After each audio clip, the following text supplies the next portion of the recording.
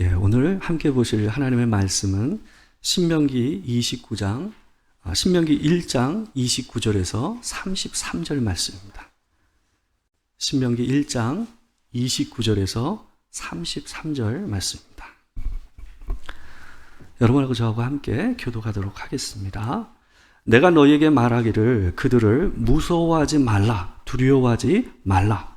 너희보다 먼저 가시는 너희의 하나님 여호와께서 애굽에서 너희를 위하여 너희 목전에서 모든 일을 행하신 것 같이 이제도 너희를 위하여 싸우실 것이며 광야에서도 너희가 당하였거니와 사람이 자기의 아들을 안는 것 같이 너희의 하나님 여호와께서 너희가 걸어온 길에서 너희를 안으사 이곳에서 이르게 하셨느니라 하나. 이 일에 너희가 너희의 하나님 여호와를 믿지 아니하였도다. 그는 다 같이 읽겠습니다. 그는 너희보다 먼저 그 길을 가시며 장막 칠 곳을 찾으시고 밤에는 불로 낮에는 구름으로 너희가 갈 길을 지시하신 자이시니라. 아멘.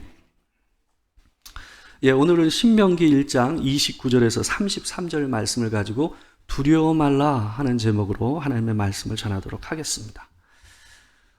사람의 감정 중에서 가장 본질적인 감정 중에 하나가 바로 이 두려움이라는 것입니다. 우리의 뇌 가운데서 이 두려움하고 관계되는 것이 어디냐면 변연계 안에서도 이 편도체라는 것에서 이 두려움의 감정을 관리를 하고 있습니다.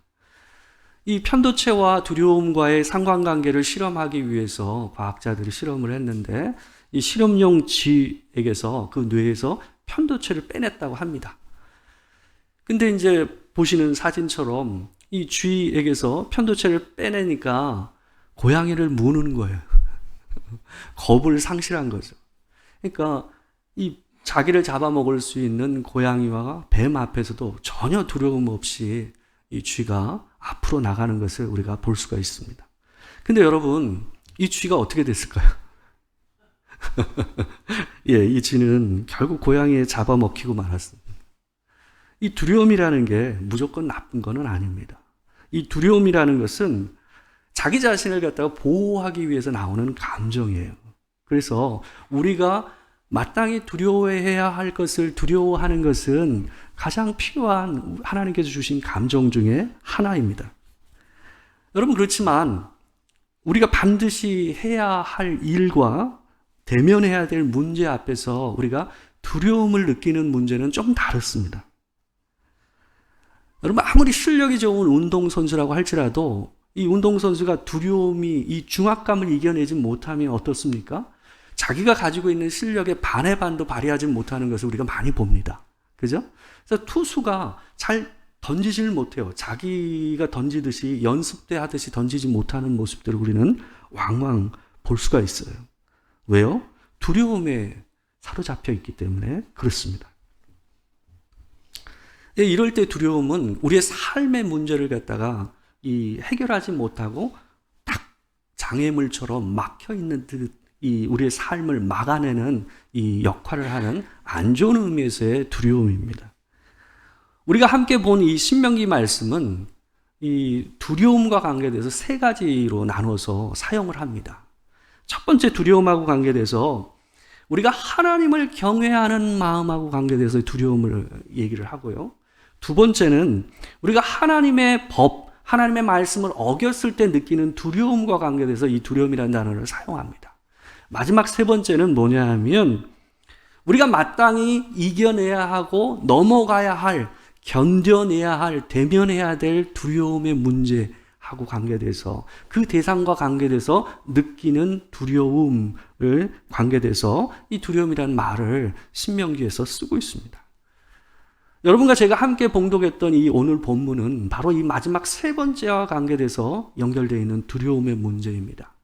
우리가 두려워도 마땅히 대면해서 넘어가야 될 우리 인생의 허들과 관계돼서 오는 두려움의 문제예요. 오늘 본문은 조금 독특합니다. 이 모세가요, 40년 전에 출애굽 1세대를 향해서 설교한 내용을 지금 출애굽 2세대이자 1.5세대를 향해서 다시 한번 동일한 설교를 회상하며 하고 있어요. 근데 이 설교를 보게 되면 이 40년 전에 이 이스라엘 백성들이 가나안으로 들어가기 직전에 그 가나안에 들어가기를 거부하면서 하나님께 불순종하면서 이 서 있는 이스라엘 백성을 향해서 이 모세가 한 설교거든요. 근데 그들에게 이렇게 설교했다고 얘기하면서 이 설교를 지금 40년이 지나서 다시금 가나안으로 들어가야 되는 이스라엘의 2세대, 출애굽 2세대를 향해서 얘기하는데, 근데 이 설교의 내용을 회상하는데 너희에게 너희가라고 2인칭 이 주어를 쓰고 있어요. 솔직히 처음 이 설교를 모세가 했을 때 40년 전에는 지금 현재 이 설교를 듣고 있는 사람들이 거의 없었습니다. 태어나지 않았거나 아니면 엄마 뱃속에 있거나 아주 어린 아이의 모습이었기 때문에 그 당시의 상황을 전혀 모르고 또한 그 불순종의 주체가 아니었단 말이에요. 근데 모세는 마치 그때에 내가 했던 그 설교를 듣고 너희가 불순종한 것이 바로 너희다 라는 것처럼 그들을 향해서 설교를 하고 있어요. 왜 그럴까요?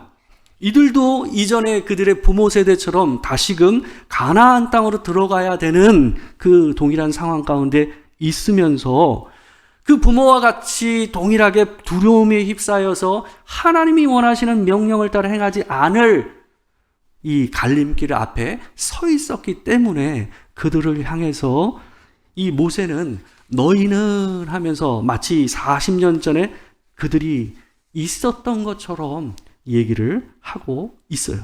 그럼으로써 이 앞으로 있을 문제와 관계돼서 경각심을 가지고 너희가 서야 된다는 것을 강조하기 위해서 이렇게 표현을 하고 있습니다. 출애굽 1세대는 40년 전에 광야를 통과해서 가데스 바네아라는 지역, 바로 가나안으로 들어가기 전에 있는 이 입구에 있었던 이 가데스 바네아라는 이 땅에 있었습니다. 그때 모세가 하나님께서 명령하신 대로 너희가 두려움 없이 그 땅을 차지하고 정복하라, 주저하지 말고 올라가라 라는 이 명령을 모세가 그들에게 했습니다. 근데 그때 각 지파별로 12지파 가운데서 지파별로 대표들이 나와서 모세에게 제안을 합니다. 어떤 제안이냐 하면 우리보다 먼저 사람을 보내서 그 땅에 먼저 들어가서 우리가 어디로 가야 할지 또한 어느 성읍으로 해서 들어가야 할지를 그들이 보고 우리에게 와서 얘기해 주게 해 주십시다 라고 제안을 한 겁니다. 근데 모세는 솔직히 이들 안에 있었던 그 두려움의 진심을 정확히 몰랐던 것 같아요. 그러다 보니 그냥 그렇게 합시다 라고 하면서 그 말을 순순히 받아들였습니다. 여러분, 그들은 새로운 미지의 세계 가나안 땅 안에서 들어가서 거기서 그 땅을 정복해서 사는 것에 대해서 큰 두려움이 이미 있었던 것 같아요.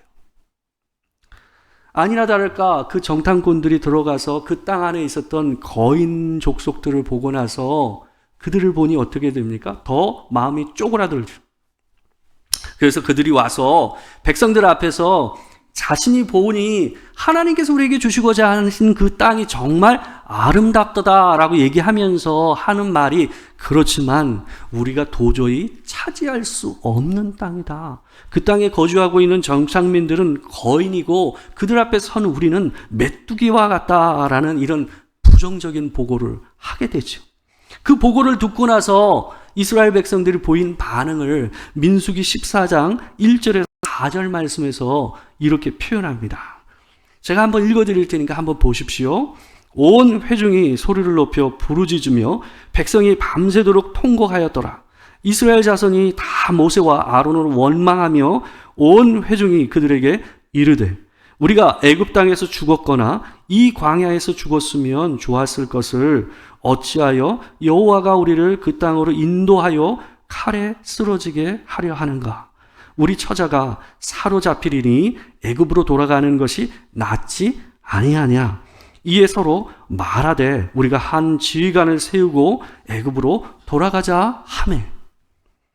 여러분, 이스라엘 백성들은 하나님께서 우리를 애굽에서 인도하신 것이 이곳에서 우리를 죽이기 위해서 인도하신 것이라고 하면서 악한 말을 하며 하나님을 원망했습니다. 그러면서 그들이 애굽으로 돌아가자라고 한 거예요. 근데 이 애굽으로 돌아가자는 이 말이 그냥 허투루 나온 말이 아닌 것이라는 게 보여주는 게 뭐냐 하면 그들이 아주 구체적인 제안을 얘기하는 거예요. 뭐요?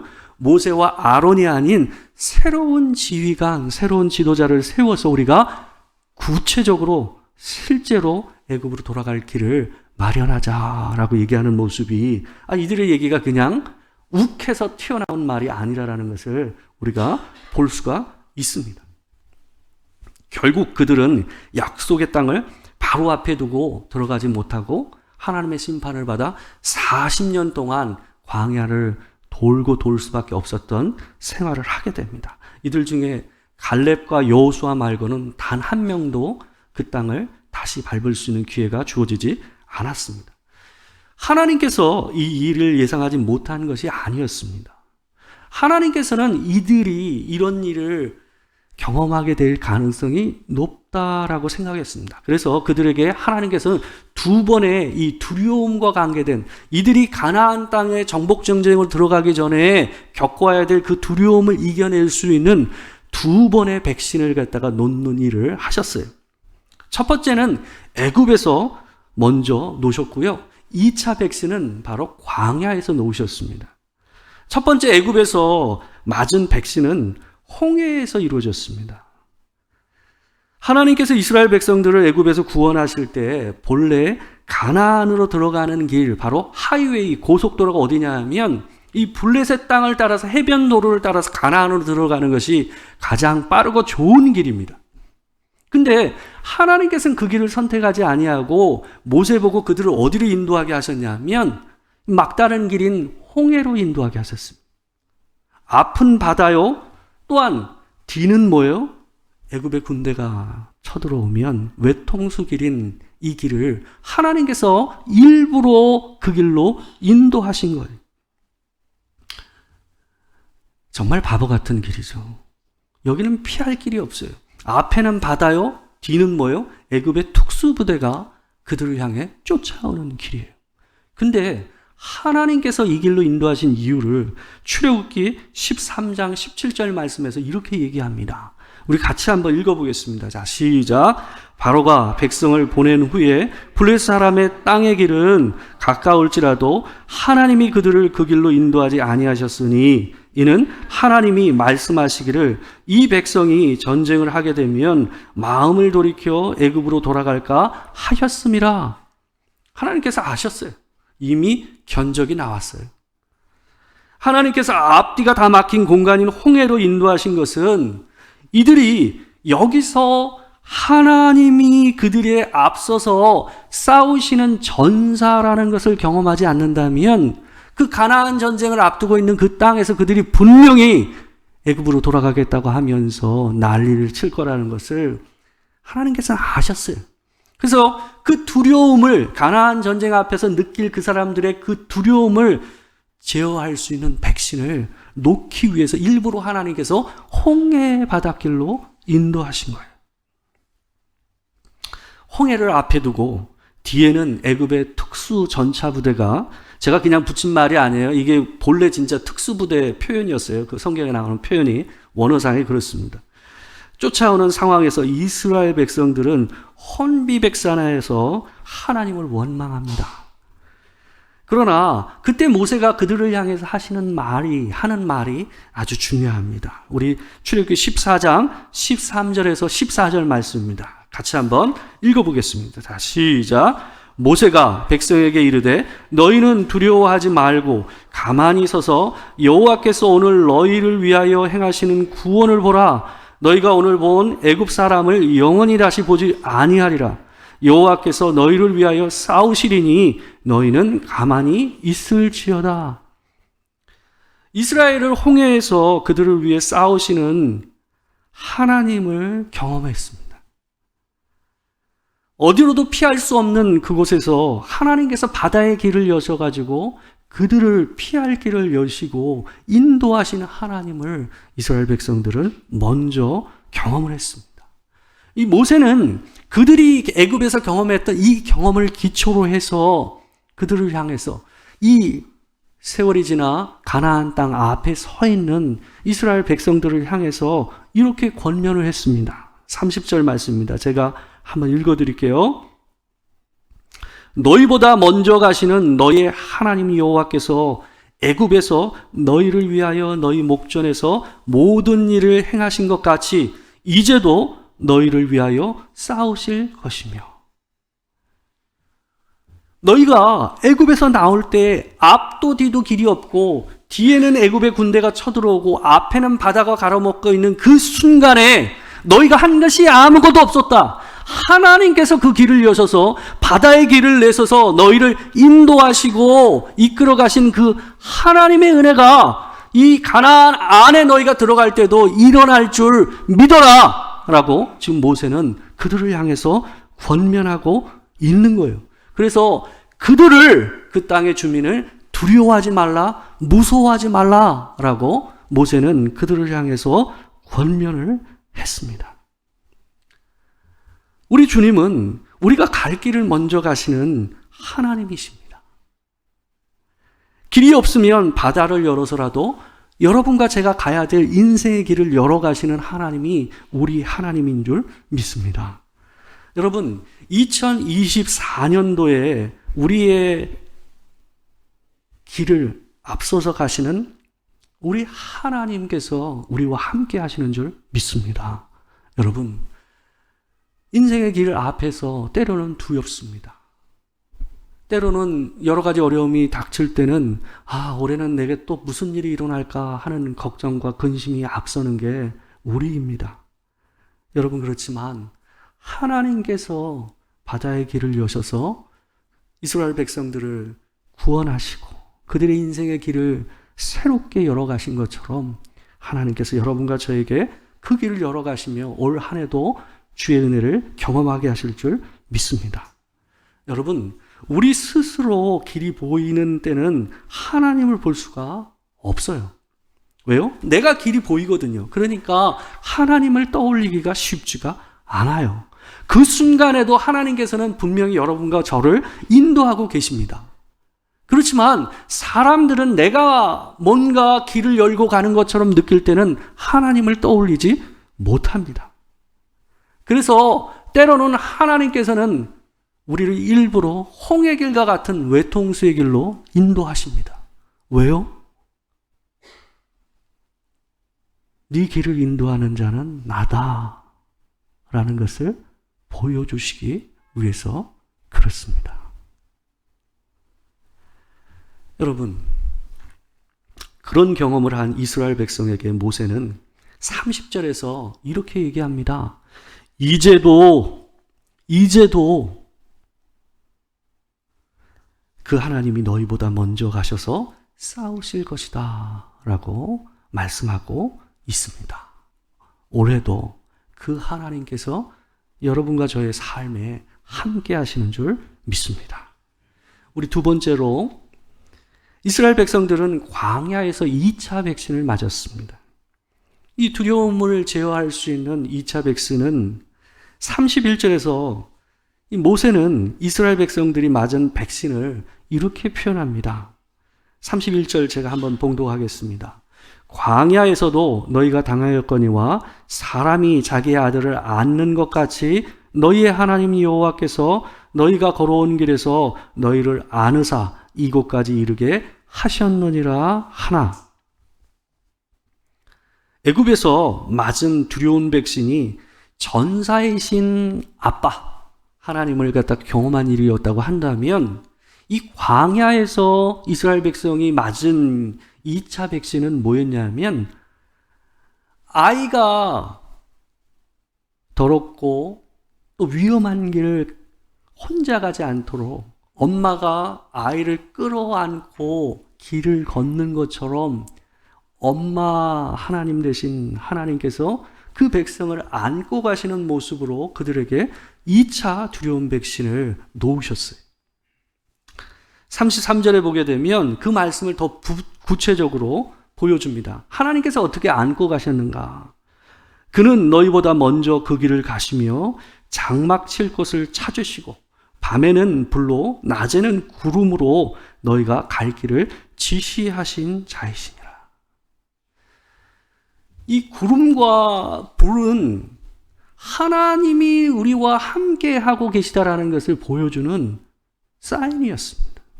밤에는 불로 보여주시고, 왜요? 밤에는 불이 아니면 안 보이니까.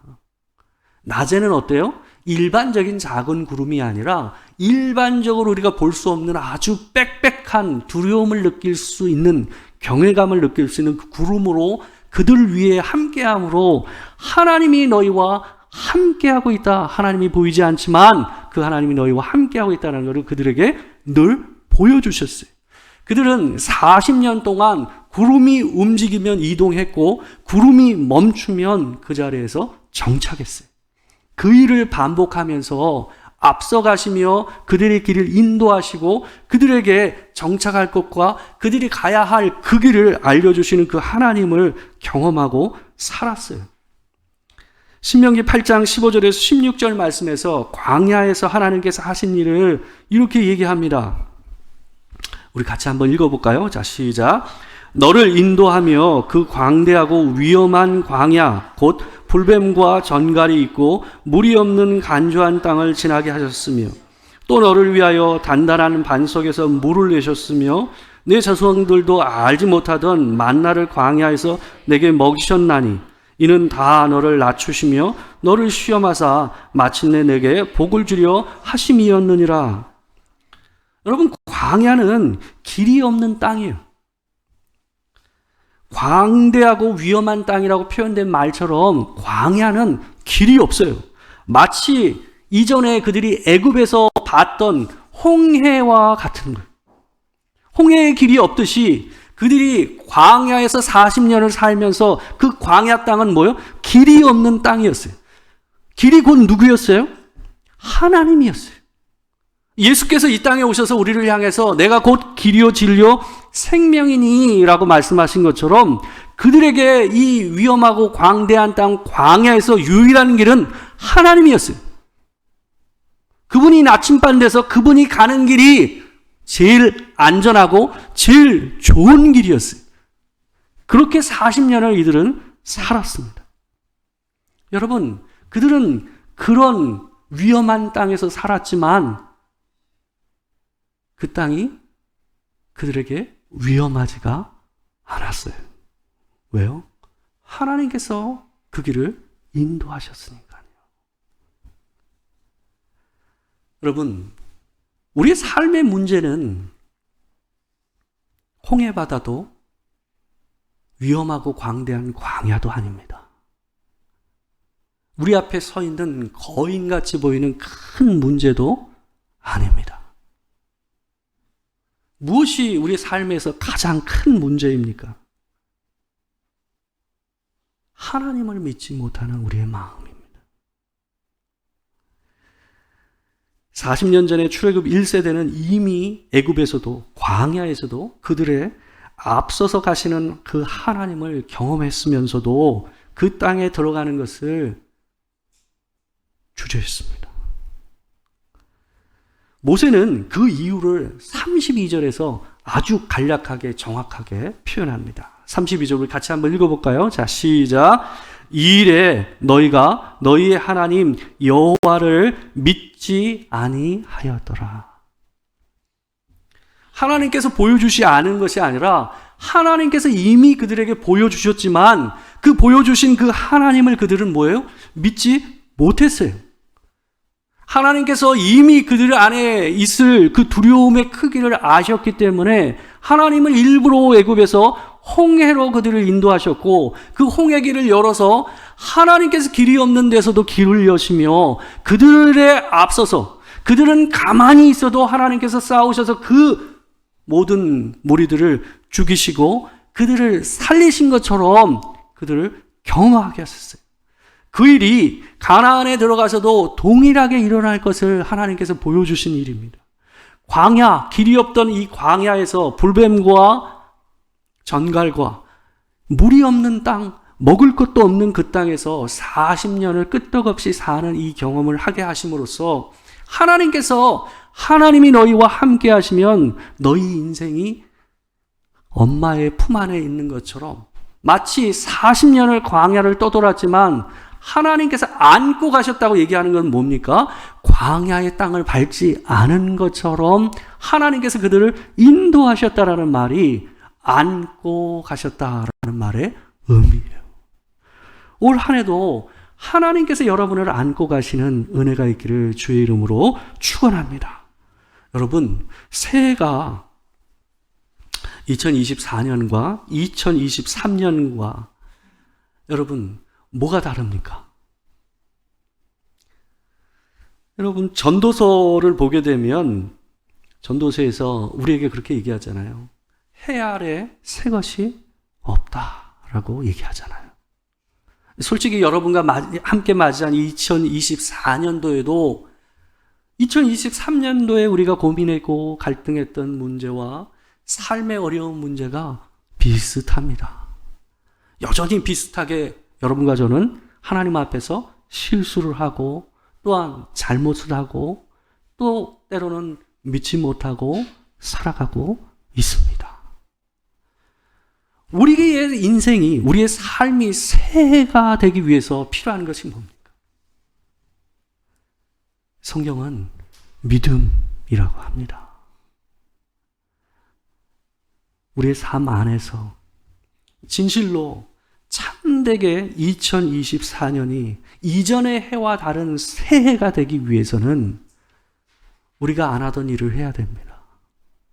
우리가 늘 하던 것을 동일하게 하면서 내 인생에 바뀌기를 바라는 것은 그거는 무리입니다. 우리가 하나님을 믿지 않았다면 하나님을 믿어야 되고 하나님을 의지하지 않았다면 그분을 신뢰하며 하루하루를 살아내야 합니다. 그래야 여러분과 제 삶 안에, 우리의 인생 안에 새해가 도래할 줄 믿습니다. 참으로 2024년이 여러분과 저에게 큰 새해가 되게 주의 이름으로 축복합니다. 기도하겠습니다.